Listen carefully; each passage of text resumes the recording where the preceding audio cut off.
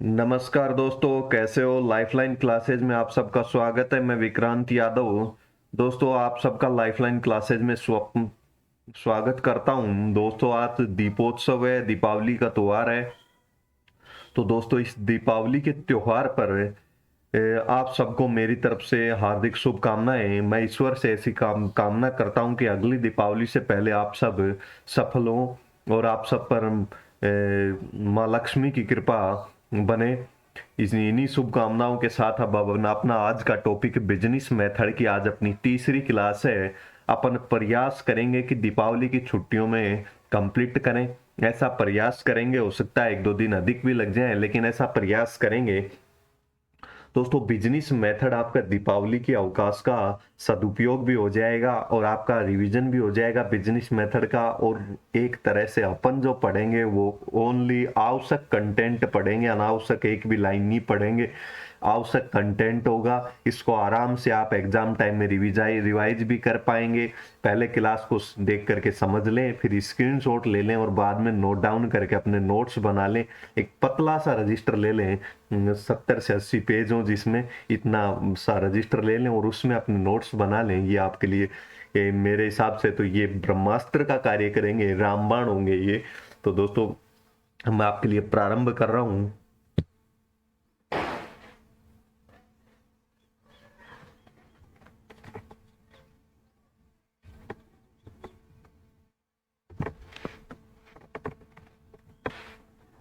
दोस्तों, बिजनेस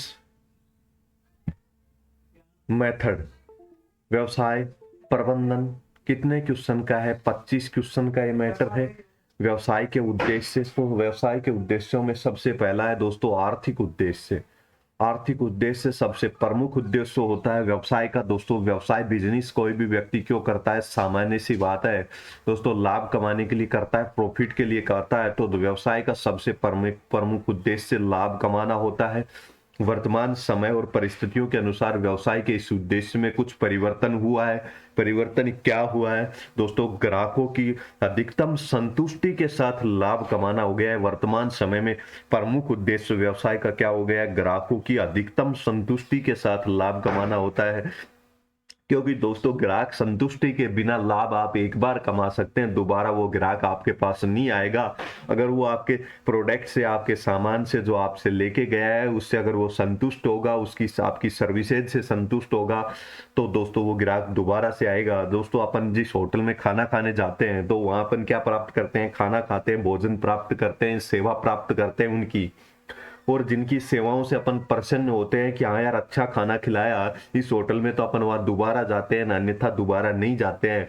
तो दोस्तों, ऐसी स्थिति में आर्थिक उद्देश्य तो है लाभ कमाना, लेकिन दोस्तों एक बार किसी ग्राहक से अधिकतम संतुष्टि के साथ लाभ कमाओगे तो दोस्तों व्यवसाय लंबे समय तक चलेगा और व्यवसाय का अधिक लाभ कमा पाओगे। भविष्य में रेगुलर ग्राहक जुड़ते जाएंगे और आपका व्यवसाय आगे बढ़ता जाएगा। तो ग्राहक की अधिकतम संतुष्टि के साथ लाभ कमाना वर्तमान समय में उद्देश्य हो गया है। ग्राहकों की संख्या में वृद्धि करना, दोस्तों ग्राहकों की अधिकतम संतुष्टि करोगे तो दोस्तों वो ग्राहकों की संख्या में वृद्धि तो अपने आप हो जाएगी। लाभों को अधिकतम करना उद्देश्य होता ही है। ये तो ये व्यवसाय के आर्थिक उद्देश्य। दोस्तों, प्रत्येक प्राणी समाज में रहता है तो अपनी समाज के प्रति भी जिम्मेवारी बनती है। दोस्तों, भारत का संविधान है, अपन ने भारत का संविधान पढ़ा है, आपने किसी ने कॉन्स्टिट्यूशन के बारे में थोड़ा बहुत आप जरूर जानते होंगे। दोस्तों, जिस प्रकार से अपने 51A है, मेरे हिसाब से, मेरे एग्जैक्ट ध्यान नहीं है, 51A, अनुच्छेद 51A के अंतर्गत अपने दायित्व दे रखे हैं। प्रत्येक नागरिक के कुछ दायित्व भी दे रखे हैं, अधिकार दे रखे हैं। 14 से लेकर के 32 तक के अनुच्छेद में अधिकार दे रखे हैं प्रत्येक नागरिक के, तो दायित्व भी दे रखे हैं। तो दोस्तों, देश के प्रति जिस प्रकार अपने प्रत्येक नागरिक के दायित्व होते हैं, इसी प्रकार से दोस्तों अपन व्यवसाय करते हैं। और व्यवसाय कहाँ पे करते हैं? समाज में करते हैं, तो समाज के प्रति भी अपने कुछ दायित्व बनते हैं। तो दोस्तों, वो देखते हैं समाज के उपलब्ध संसाधनों का सदुपयोग करते हुए व्यवसाय करना। दोस्तों, समाज में, देश में संसाधन सीमित है, चाहे जल संसाधन लगा ले, लोहा लगा ले, कोयला लगा ले, जितने भी संसाधन हैं वो सीमित हैं, फिक्स हैं। उनमें वृद्धि नहीं हो सकती, देश में उपलब्ध संसाधनों में वृद्धि नहीं हो सकती, चाहे भूमि हो चाहे कुछ भी हो, जो सब निश्चित है संसाधन। तो दोस्तों उन निश्चित संसाधनों का अधिकतम सदुपयोग करेंगे, तभी भविष्य की आने वाली पीढ़ियों के लिए कुछ संसाधन बचे रहेंगे। अन्यथा सभी संसाधनों का अपन दोहन कर लेंगे तो आने वाली पीढ़ियां उनका उपयोग कहां से करेंगी, आने वाली पीढ़ियों के सामने संकट खड़ा हो जाएगा। तो संसाधनों का अधिकतम सदुपयोग करते हुए व्यवसाय करना चाहिए, यानी कि संसाधनों का दुरुपयोग नहीं करना चाहिए। ऐसा नहीं होना चाहिए कि कंपनी के अंतर्गत लाइट, आपके व्यवसाय में लाइट की दिन में जा आवश्यकता नहीं है, लाइट जल रही है, ऐसा नहीं होनी चाहिए। जहाँ पे दोस्तों सीएफएल लगाने की आवश्यकता है आपके व्यवसाय के अंदर, जहाँ सीएफएल की रोशनी से आपका काम चल रहा है, वहां आप बल्ब लगाएं, तो देश के संसाधनों का ये क्या होगा, समाज के संसाधनों का दुरुपयोग होगा। समाज के संसाधनों का अधिकतम सदुपयोग करते हुए अपने को क्या करना चाहिए, व्यवसाय करना चाहिए। तो दोस्तों अब अपन देखते हैं अगला पॉइंट, सामाजिक कल्याण और समाज विकास की भावना रखते हुए व्यवसाय करना चाहिए। समाज कल्याण की भावना रखना चाहिए, यानी कि जो अपन कुछ लाभ कमाए उसमें से अपने को कुछ समाज के कार्य में, सामाजिक कार्य में, सेवा कार्य में भी खर्च करना चाहिए, ताकि समाज का भी कल्याण हो, समाज भी आगे बढ़े। सामाजिक विकास की भावना रखते हुए व्यवसाय करना चाहिए। ठीक है दोस्तों, अब समाज के व्यक्तियों को पर्याप्त मात्रा में वस्तुएं उपलब्ध कराना। दोस्तों पर्याप्त मात्रा में यानी कि आवश्यकता अनुसार समाज को समय पर वस्तुएं उपलब्ध कराने, ये भी अपना जिम्मेवारी है। अपन कोई व्यवसाय करते हैं, मान लीजिए अपन गांव में परचूनी की दुकान है, तो दोस्तों अपने पास से अपनी जिम्मेवारी है कि अपन दुकान खोल के बैठे हैं तो चीनी भी अपने पास अवेलेबल हो, दाल भी हर समय अवेलेबल हो, ऐसा अपने को प्रयास करना चाहिए। पर्याप्त मात्रा में जितनी चाहिए उतनी मिल जाए व्यक्ति को वहीं पे, ऐसा प्रयास करना चाहिए। उपभोक्ताओं को सही समय पर और सही स्थान पर वस्तुओं की उपलब्धता होनी चाहिए, बिल्कुल सही बात है।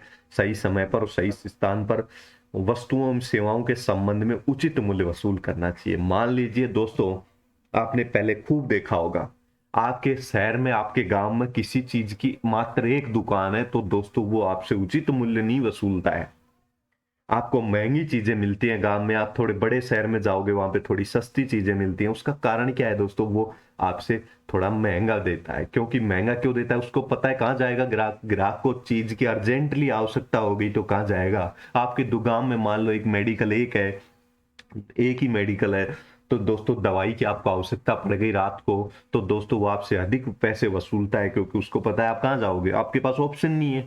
तो दोस्तों ऐसी स्थिति में है सामाजिक उत्तरदायित्व तो बनता है उस दुकानदार का, उस व्यक्ति का, उस बिजनेस करने वाला, उस व्यापार करने वाले व्यक्ति का, कि वो वस्तुओं और सेवाओं के उचित मूल्य वसूल करे, अनावश्यक अधिक पैसे वसूल नहीं करे, किसी की मजबूरी का फायदा हो। नए वस्तुओं का उत्पादन और आविष्कार, जो वर्तमान में जो नई वस्तुएं आ गई है मार्केट में उपयोग करने, जो अधिक सुविधाजनक है, उनको लेके आना और उनका आविष्कार करना और उनको उपयोग करना, ये भी अपनी रिस्पॉन्सिबिलिटी है।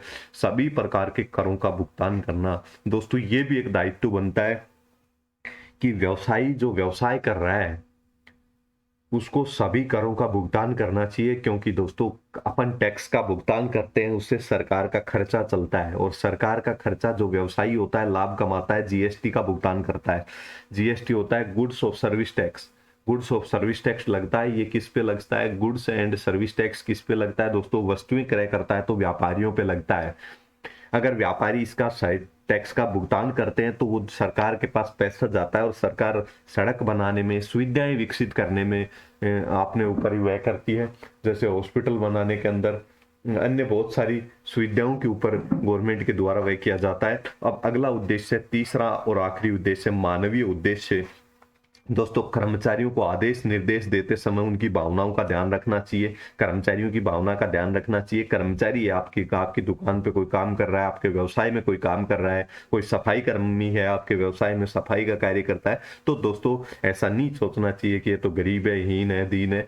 उसको उसकी भावनाओं का ध्यान रखते हुए उसको आदेश और निर्देश जब देते हैं कोई कार्य करने का, तो उस आदेश निर्देश देते समय उसको सम्मानजनक शब्दों के साथ प्रयोग करना चाहिए, उसका तरीके से नाम लेना चाहिए, सम्मानजनक भाषा के साथ उसको आदेश निर्देश देने चाहिए। तो भावनाओं का ध्यान रखा जाना चाहिए। श्रम कल्याण और उसकी दिशा में सुधार, श्रमिकों के कल्याण के लिए दिशा में सुधार में कार्य करना चाहिए। जो आपके व्यवसाय में कार्य कर रहे हैं उन श्रमिकों के कल्याण के लिए आपको कुछ योजनाएं तैयार करनी चाहिए, ताकि नियोजकों को उचित प्रतिफल उपलब्ध कराना। दोस्तों जिन्होंने आपके व्यवसाय में इन्वेस्ट किया है उनको उचित प्रतिफल उपलब्ध कराना चाहिए आपको। संस्था के अधिकारियों कर्मचारियों के साथ मानवीय व्यवहार करना चाहिए, मानव का जैसा व्यवहार करना चाहिए। दोस्तों आपने बहुत बार सुना होगा, जो ये अपने चूड़ी कड़े का व्यापार जो होता है, जहाँ पे चूड़ियां बनती हैं लेडीजों के पहनने के लिए, और कड़ों कड़ों का व्यापार होता है, वहां पे बहुत बार आपने न्यूज़पेपर में पढ़ा होगा 20 बाल श्रमिक मुक्त कराए, 50 बाल श्रमिक मुक्त कराए। दोस्तों वहां पे उनका शोषण होता है, उनको रात और दिन ना तो खाने को ढंग से दिया जाता है, ना उनसे उनको साथ अच्छा व्यवहार किया जाता है, उनको शोषण होता है, तब ऐसे बच्चों को मुक्त कराया जाता है। दोस्तों उनसे रात और दिन काम करवाया जाता है, काम नहीं करते हैं तो उनके साथ मारपीट भी की जाती है। तो ऐसा व्यवहार नहीं होना चाहिए।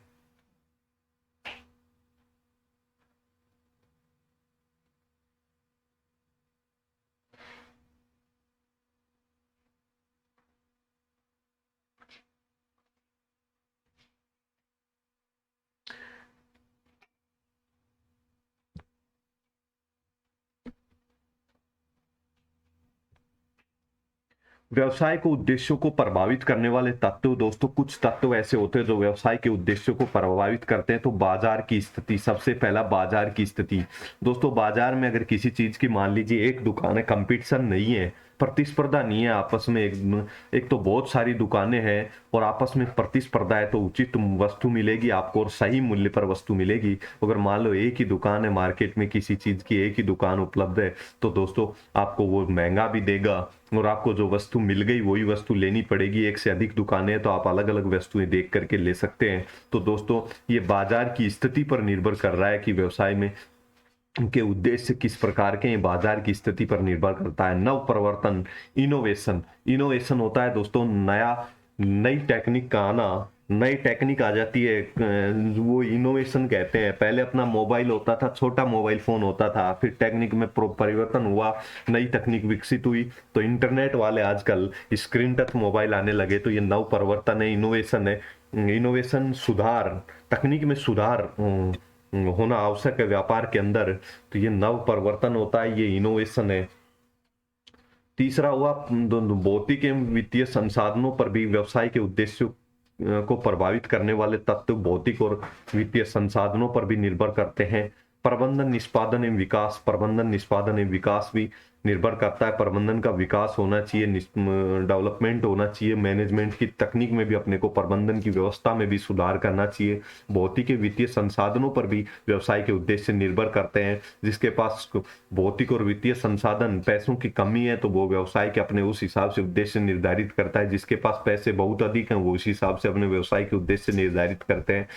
लाभार्जन, प्रोफेबिलिटी, लाभार्जन क्षमता व्यवसाय की सफलता का आधार होता है। दोस्तों लाभार्जन क्षमता, ये लाइन याद रख लेना, लाभार्जन क्षमता जो होती है, प्रॉफिटेबिलिटी होती है, लाभार्जन क्षमता व्यवसाय के सफलता का आधार होती है। अब दोस्तों आपको एक पुनः दीपावली की हार्दिक शुभकामनाएं। फिर इसके बाद में अपन अगली क्लास के अंदर व्यवसायिक एथिक्स पढ़ेंगे, बिजनेस एथिक्स पढ़ेंगे, व्यवसायिक नैतिकता पढ़ेंगे। और दोस्तों दीपावली की अवकाश के अंदर अपना कंप्लीट करने का प्रयास करेंगे। आप सबको बहुत बहुत शुभकामनाएं। और एक एक पेज का स्क्रीनशॉट ले ले। पेज नंबर 1, 2, पेज नंबर 3 और पेज नंबर 4।